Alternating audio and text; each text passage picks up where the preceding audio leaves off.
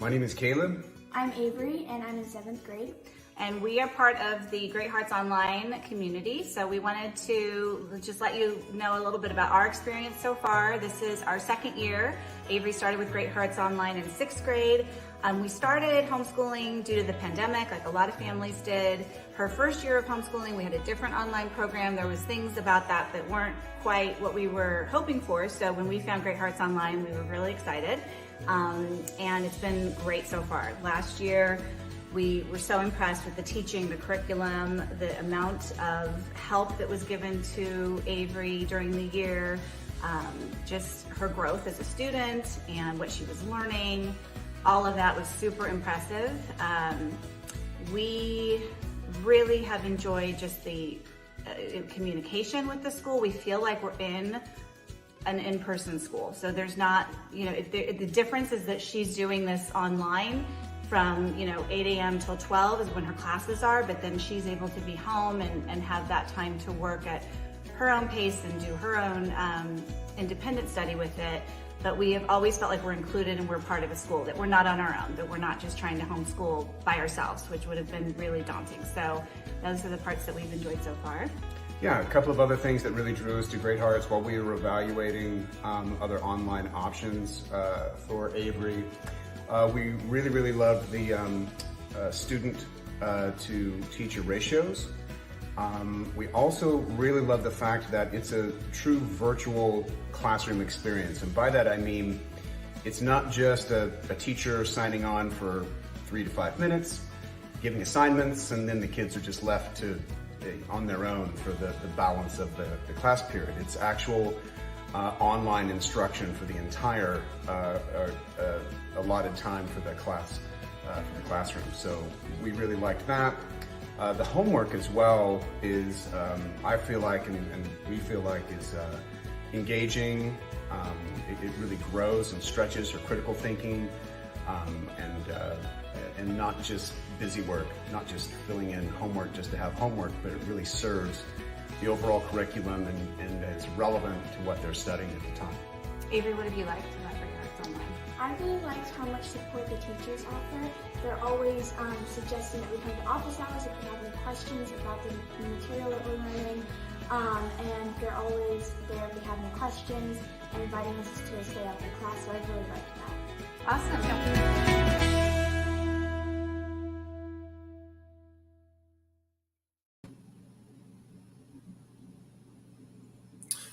Good afternoon. Welcome. Thank you so much for joining us. This is our informational session, and we are so glad you are here to learn more about Great Hearts Online Texas and what we do and why it matters and why we want you to come join us in this good work.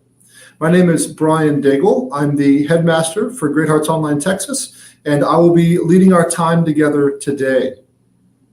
Our time together will be richly spent. We're going to hear from our assistant headmaster, Heather Stone, and walk through a few details about our teachers.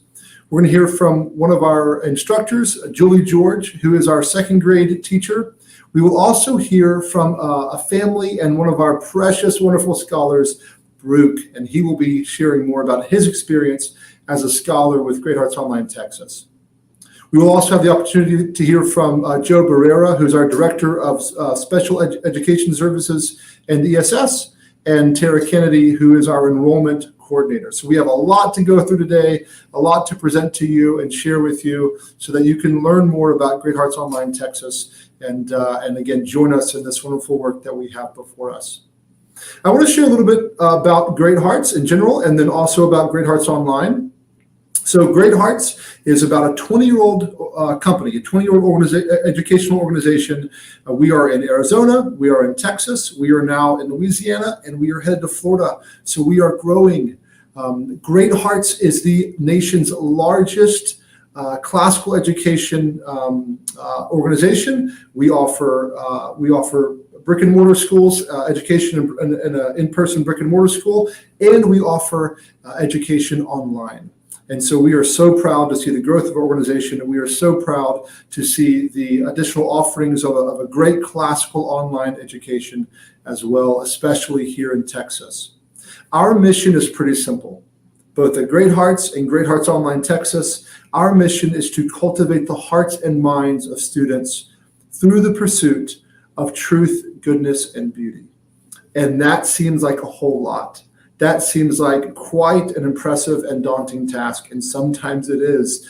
But we want to partner with you in the good work that you get to do as parents and the good work that we get to do alongside you as educators toward that end, toward that mission, that vision. Again, to cultivate the hearts and minds of students through the pursuit of truth, goodness, and beauty. We take a distinctly classical approach to education in our online setting. We are community-minded and community-oriented, and what that means is we want great academics for our scholars, and then we also want great sociability and great opportunities for friendship and for growth and all the other aspects of formation that happen in a wonderful education.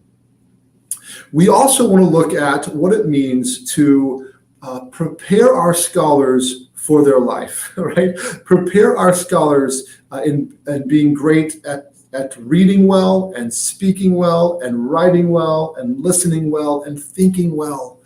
Right? These 5 academic competencies, we want to root ourselves in those in our liberal arts tradition, but also to prepare them as virtuous, moral citizens to be launched into their lives with all that we can form in them and prepare them for their futures. That is who we are at Great Hearts Online Texas. You're going to hear much, much more about all of these distinctives and these important differences today. And so we are so thankful that you are joining us and learning more about our wonderful academy. Let's transition to talking with our assistant headmaster, Heather Stone. So Heather Stone, could you join us? And I'd love to run through a few questions with you. Hello. Good to see you. Good to see you. So you and I both know as educators, and we're in meetings all the time talking about how to best support our teachers and hire great teachers and have great staff.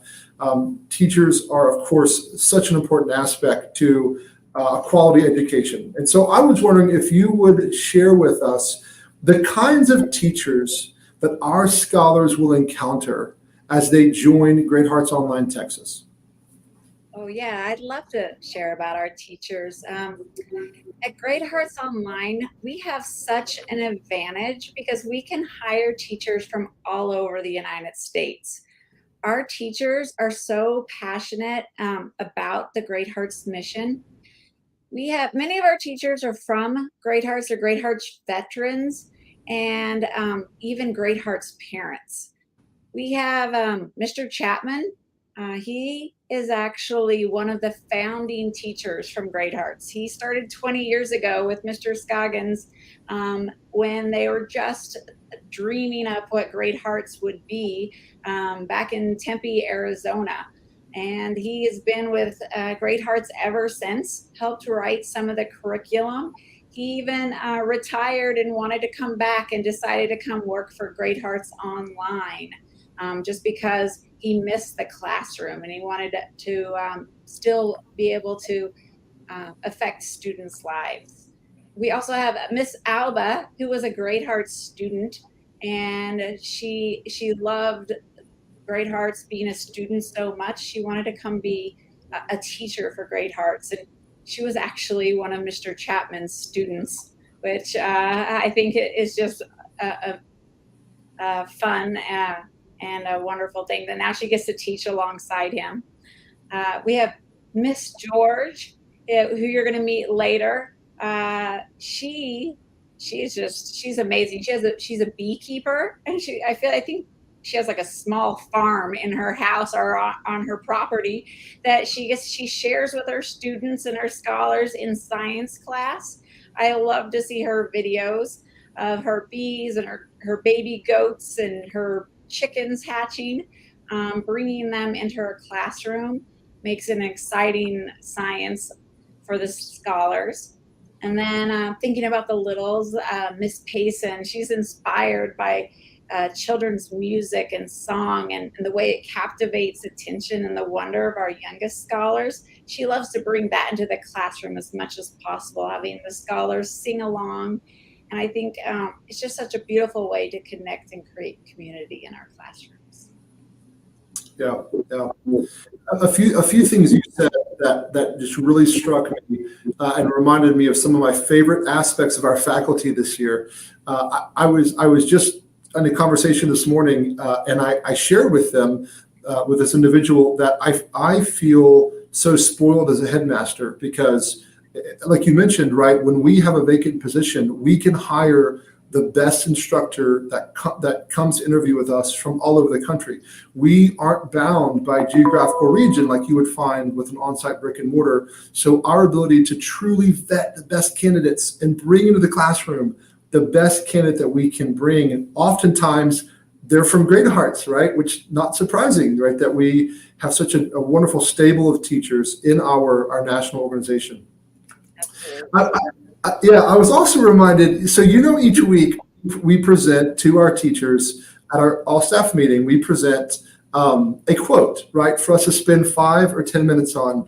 And that has become one of my favorite parts of the week because we have an opportunity, I at least selfishly have an opportunity when I share that quote on one of the virtues or on humility or on courage, and we ask our teachers to share, I always walk away with just wonderful insight that I did not think of before, right? So like we not only have great teachers who enter the classroom to form our scholars, I have found such a delight in who they are as friends and as colleagues and learning from them. So thank you for sharing that and reminding me of those very, very bright moments in my own world right now.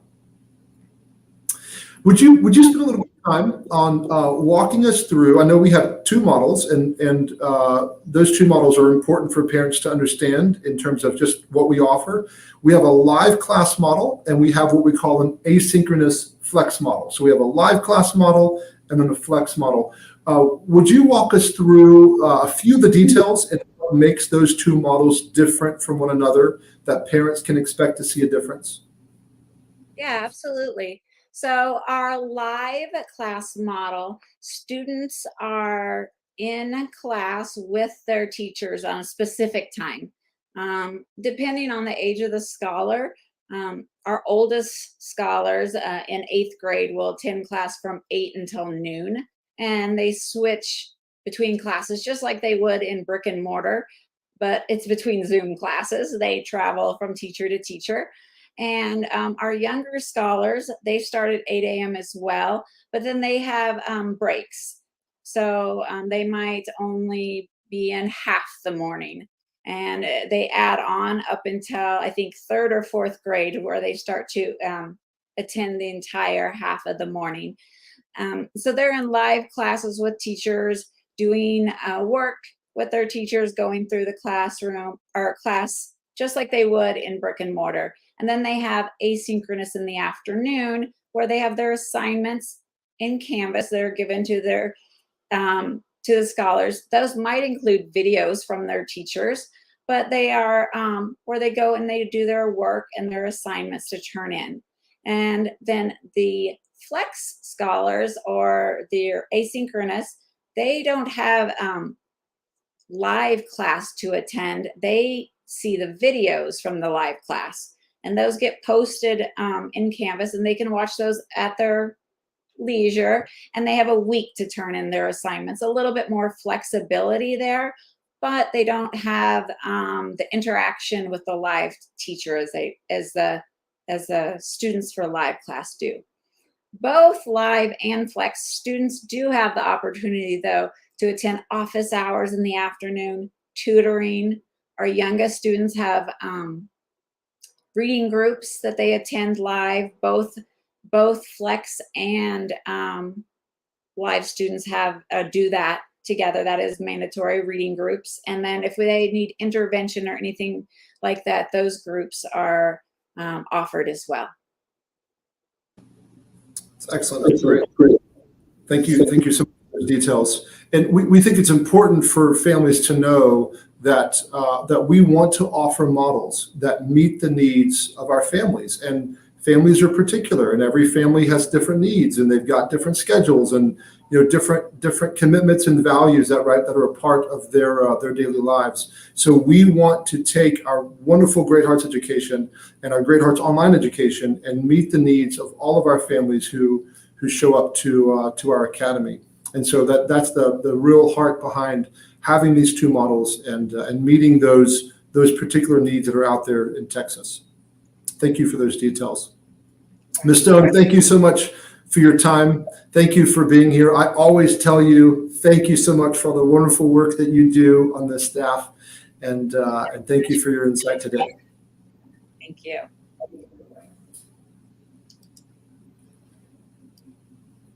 Next, we are going to bring up one of our beloved teachers to join us. We're going to hear from Miss Julie George, who teaches second grade with Great Hearts Online Texas. So, Miss George, I would love for you to join me.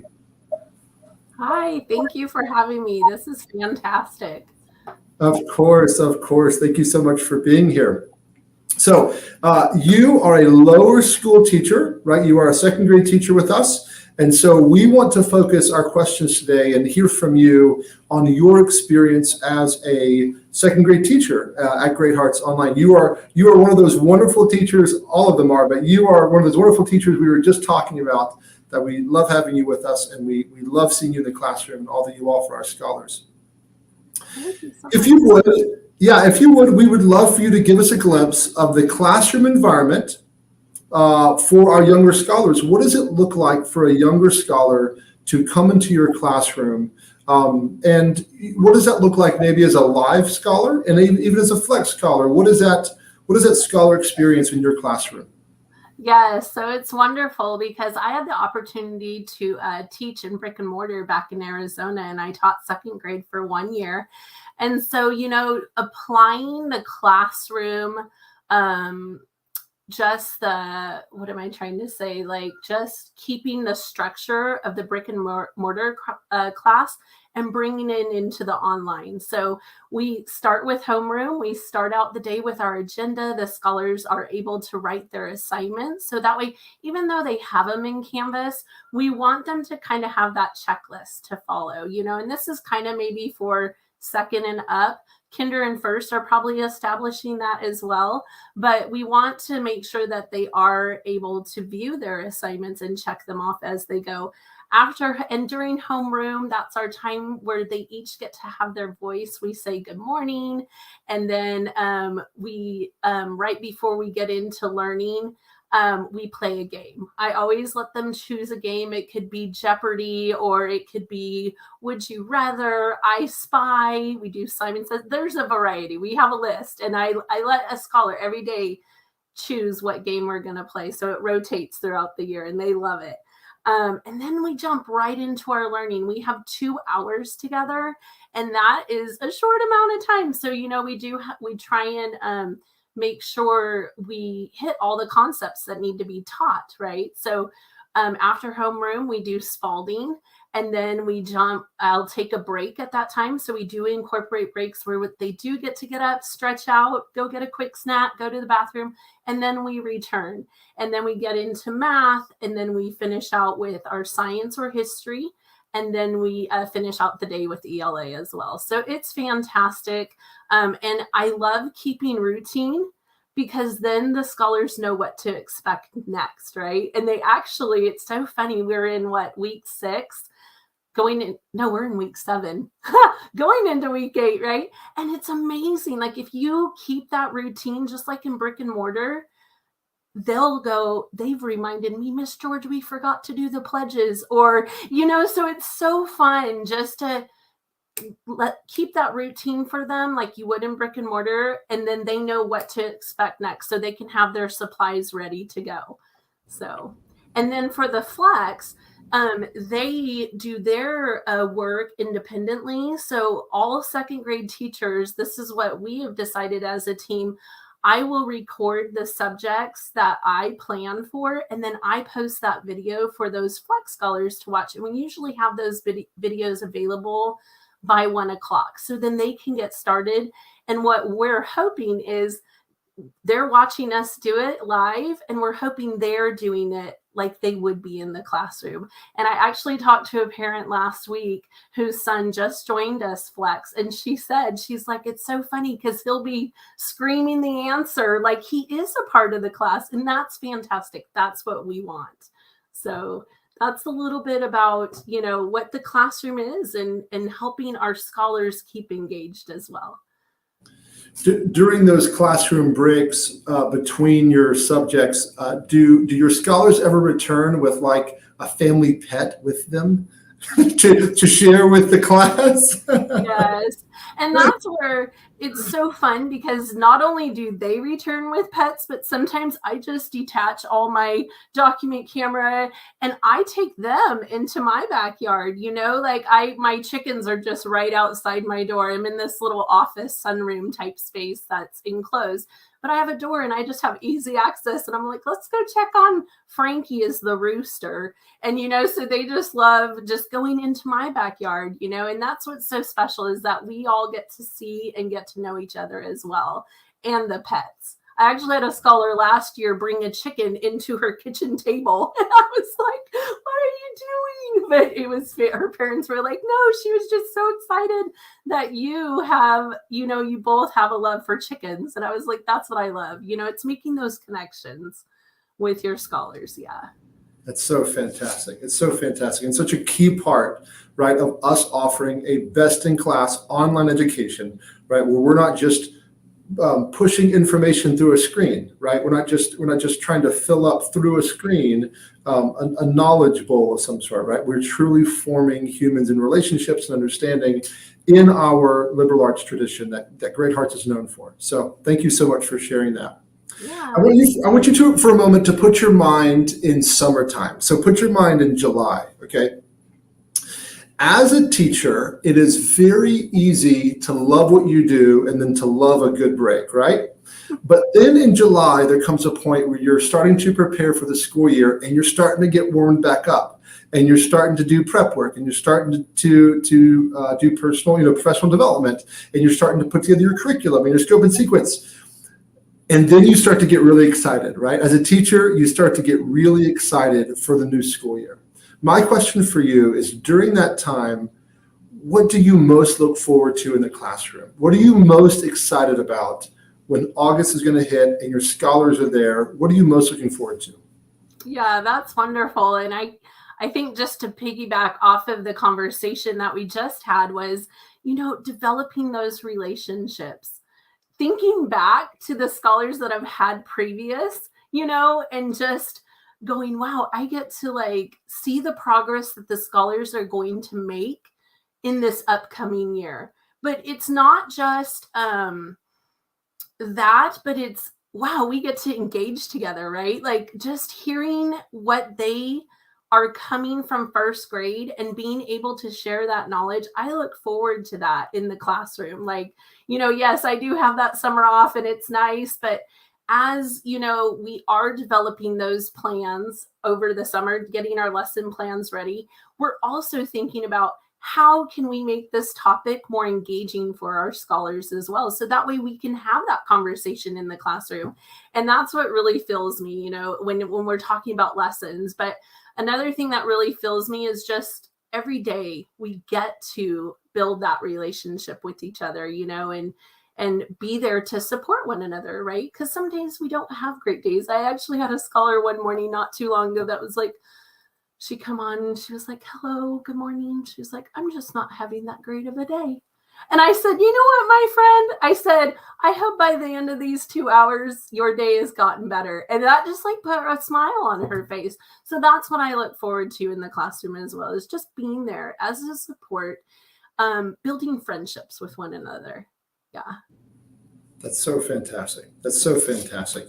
Miss George, thank you for who you are. Thank you for being with us. Thank you for sharing all of your experience, both today in this informational session and every day with our scholars in our school. And thank you again so much for your work. Thank you. Very good. Next, we have the privilege of hearing from one of our families. So one of our Great Hearts Online Texas moms and one of our scholars, third grade student, Brooke. Bethlehem and Brooke, welcome. Thank you so much for joining us. Thank you for having us. Hi. Hi, Brooke. How are you today? How are you? Good. Good. It's very good to see you. I have a few exciting questions for you that I hope you can help us answer because I really want to hear what's in your brain and in your heart. Can you do that with us today? Well, I like Great Hearts because well, a lot of reasons. I don't exactly know where to start. Let's start with this one. You take a lot of wonderful classes with us, right? As a third grade scholar. What is your favorite class or your favorite subject to learn here at Great Hearts Online? History, I like history the most, but if math were a little harder, it would probably get closer up there. It's just that we're learning multiplication, but I could kind of do something. I could do stuff like 20, like 5 times 4 equals 20 back in first grade, but I wasn't anything near as good as I am right now. Because with that back then, I mean, I was a first grader. It's multiplication. But, so yeah, history is my favorite.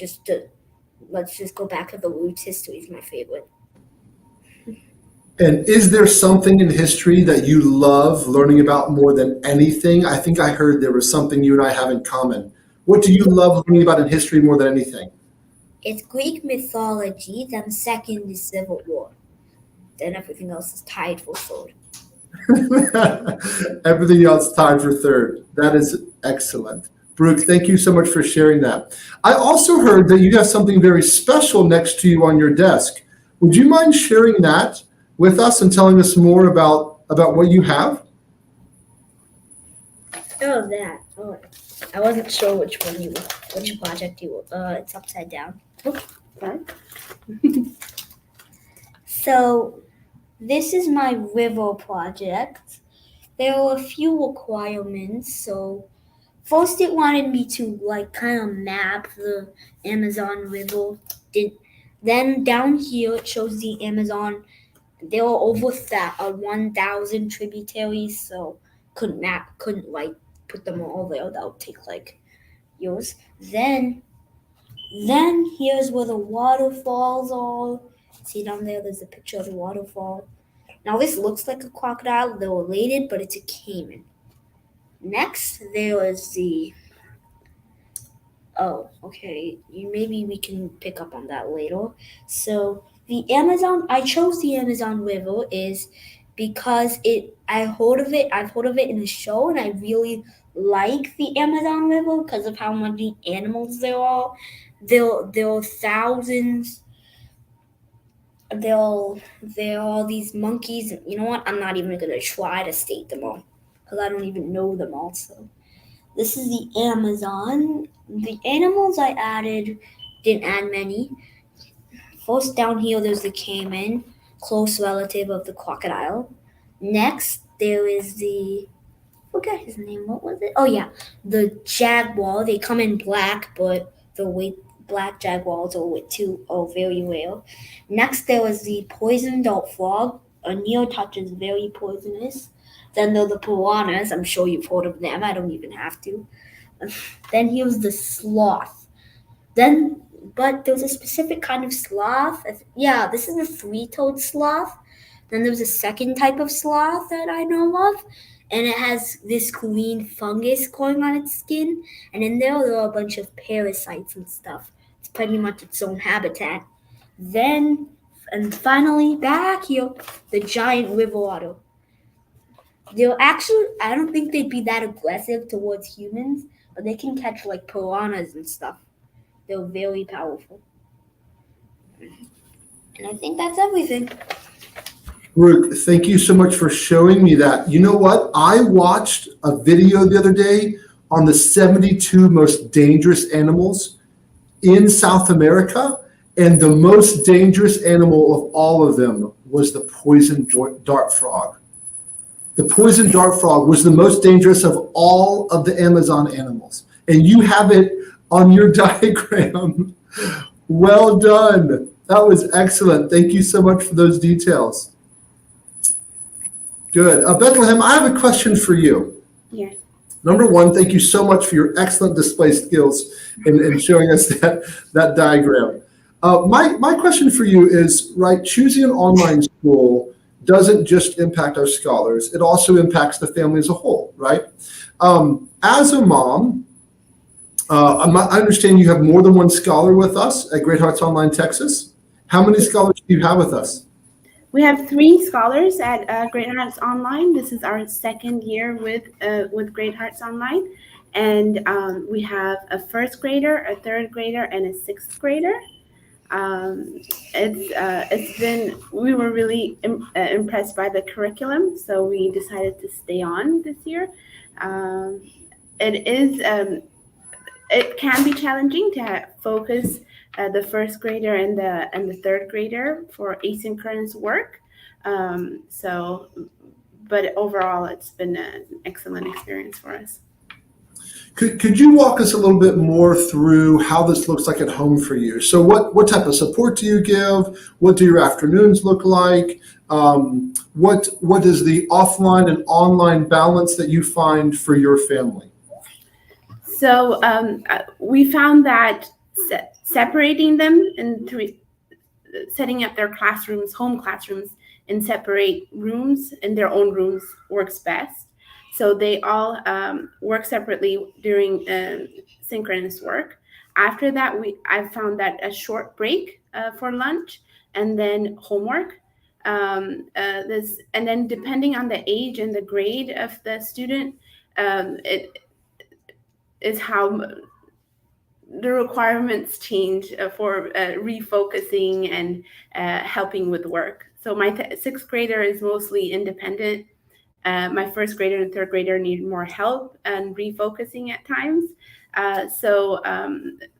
The key is to give, I think, motivation. So they do extracurricular work like tennis and swimming, and we use that as an incentive to finish work before they get to do that. That's excellent. That sounds so wonderful. Thank you for kind of opening the curtain for us into your home and sharing that with us. I love to hear and learn about how families decide to incorporate Great Hearts Online into their family, right? Not how they have to set all their priorities based off of a 8 to 3 or 8 to 5 kind of live class in-person school, but really how they can maintain a lot of their priorities and values as a family while coming to us with Great Hearts Online. So thank you so much for sharing that. We have about 1 more minute, Brooke, with you. And so I have a question for you. Could you show us the other thing that's next to you on the desk that you were really excited about? Oh, one of them just spread its wings.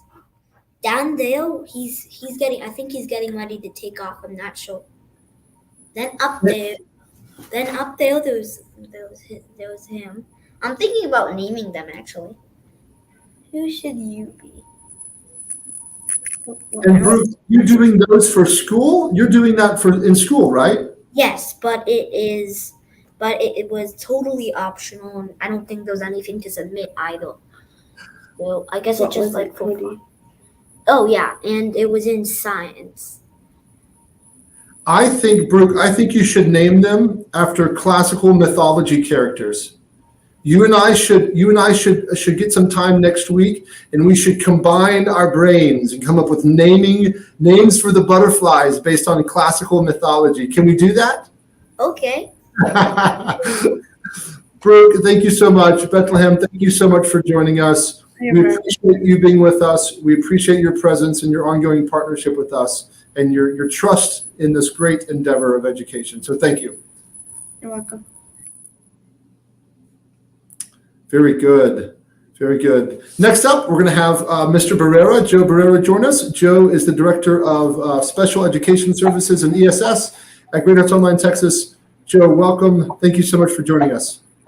Yes, thank you for having me. I'm very excited to kind of talk about our program. Yeah. So I love when parents learn more about how we support scholars holistically, right?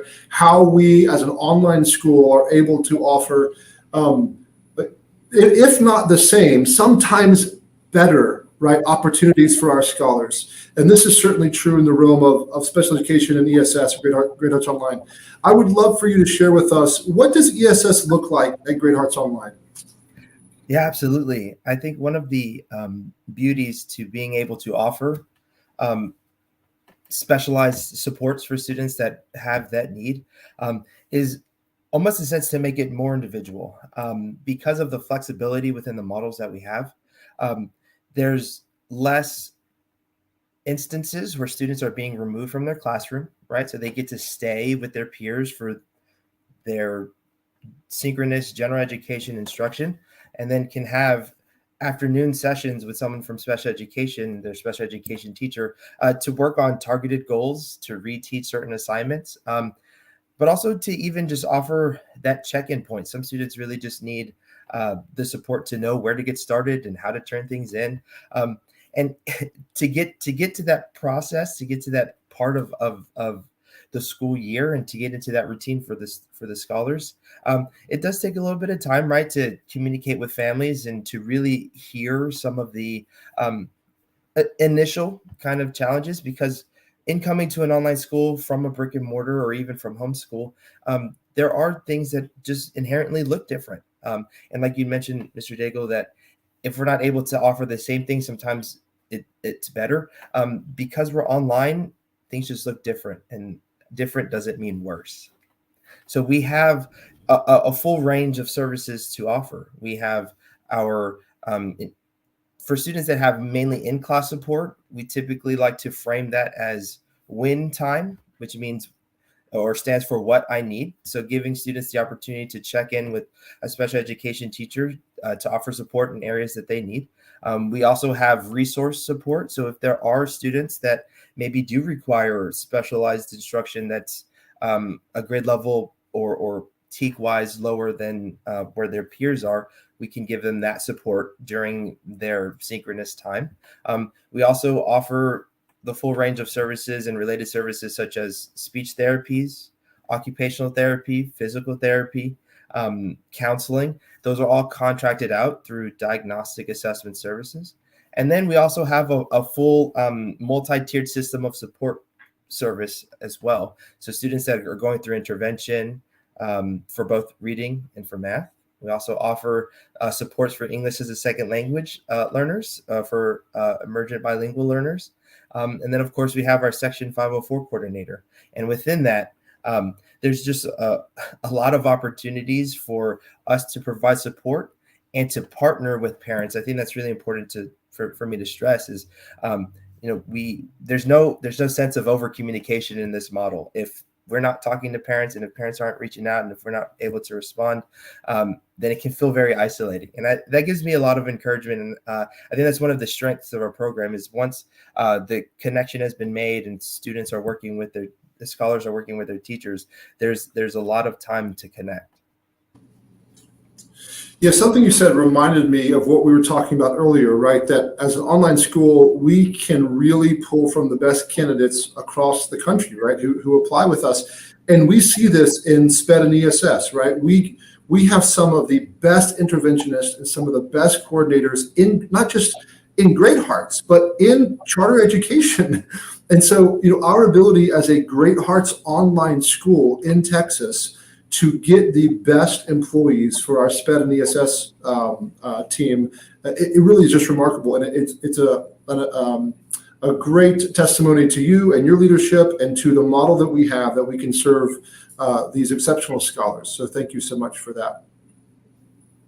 Well, I have one more question. If I am a parent and I'm coming on board with Great Hearts Online Texas, and either my child has an IEP, or I think, I suspect that my child, my scholar might need extra support. What would I do? How would I go about either submitting the needs they already have or looking into the extra support that they might need? Yeah, absolutely. So for students that are already documented that are coming from a brick and mortar with an individualized education plan, that's part of our referral packet. And I think that's just real critical into the overall process that if parents do have up-to-date, accurate information, is getting it to all of the personnel that are responsible for kind of putting the registration through. And then upon completion of registration, those particular individuals will send me the documentation, and in time we'll be able to set up meetings with the families based off of the things that they've submitted. And that is kind of a really excellent way to at least open up that line of communication because it's very critical. It's very important. Now for families, we do have a number of homeschool families who, may have private diagnoses or suspect that their scholar may have, difficulties with reading, for example. It's not uncommon to have some homeschool families say that, we suspect that my son or my daughter may be dyslexic. Maybe it runs in the family.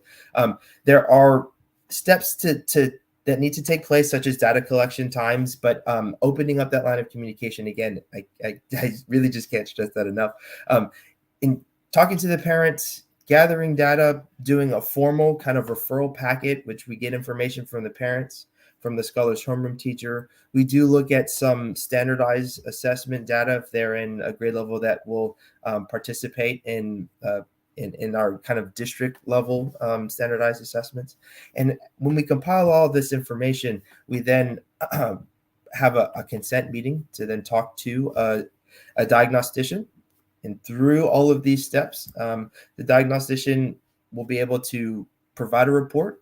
We meet as a team, review the information, and then from there we have a better understanding of which way or which avenue we need to move to offer the appropriate supports that some scholars will need. That's excellent. Thank you so much for those details. I know our families will be greatly served by learning more about the on-ramps, right, for them that are scholars for exceptional services. Joe, the work that you and your team do is gritty, and it is good, and it is necessary for our school and for our scholar success and for healthy education in the United States in the 21st century.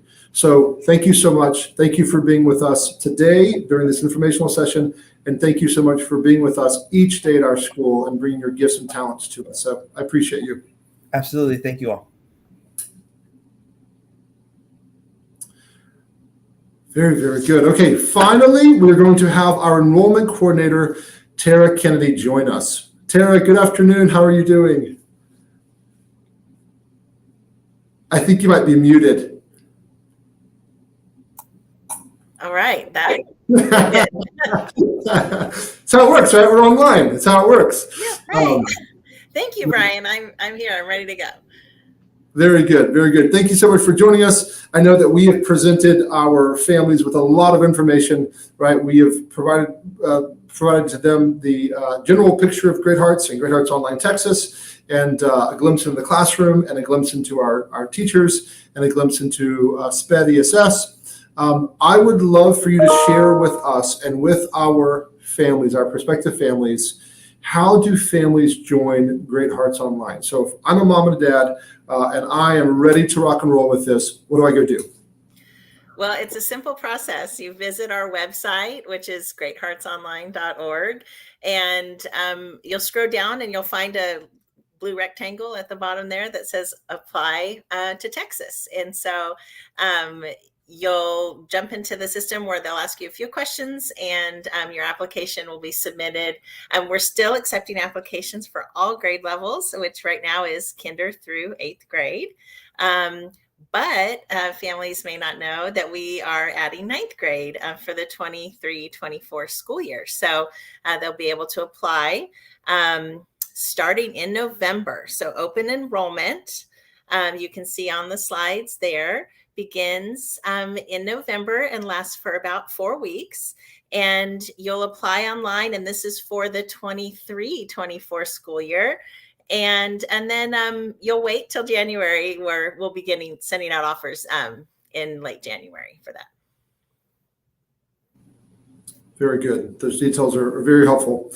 Let's keep going with the sort of scenario, right? So I saw this info session. I'm a mom or a dad in Texas. I'm ready to rock and roll with Great Hearts Online Texas. And I go through the enrollment process and I just need some help applying. Whatever part, right, whatever step of the process I'm in, I need some help applying. What support are you and the enrollment team able to provide to a family in that situation? Absolutely. So my job as enrollment coordinator means I'm here to come alongside our families that are applying, answer questions along the way. We can schedule a phone call, we can communicate via email or even text. And as you begin that process, once you've applied, we send out an offer. You'll start filling in your application, your registration packet, and I'll be there to answer questions. So if you have trouble uploading or you have a question about the teacher-led live model versus the flexible model, and I can help you there.